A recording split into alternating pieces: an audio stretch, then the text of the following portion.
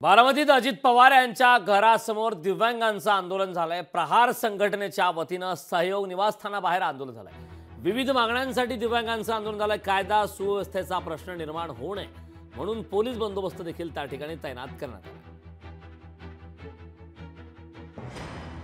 उपमुख्यमंत्री अजित पवार यांच्या खाजगी निवासस्थानासमोर प्रहार अपंग क्रांती संघटनेच्या वतीनं धरणे आंदोलन सुरू करण्यात आले। प्रामुख्याने त्यांच्या काय मागण्या आहेत या संदर्भात आपण इथल्या त्यांच्या स्थानिक पदाधिकाऱ्यांशी बातचीत करू।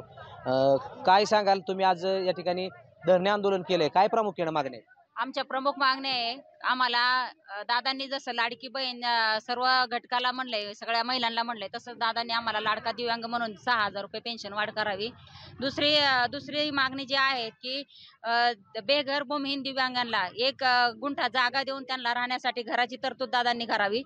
तिसरी जी प्रमुख मागणी आहे, पुणे जिल्हा हा आर्थिक बाबतीत खूप अग्रेसर आहे, MIDC खूप आहे पुणे जिल्ह्यात, तर त्या प्रत्येक MIDC मध्ये 4% आरक्षणानुसार दिव्यांगांची भरती करावी। दिव्यांगांना 6,000 रुपये पेन्शन मिळावी ही मागणी केलेली आहे। आज आमच्यावरती अशी वेळ आली की लाडकी जे अपंग आणि सपंग दोघांचे इथं समान, जे त्यांना बी 1,500 रुपये आणि अपंगांना पण संजय गांधीचं 1,500 रुपये।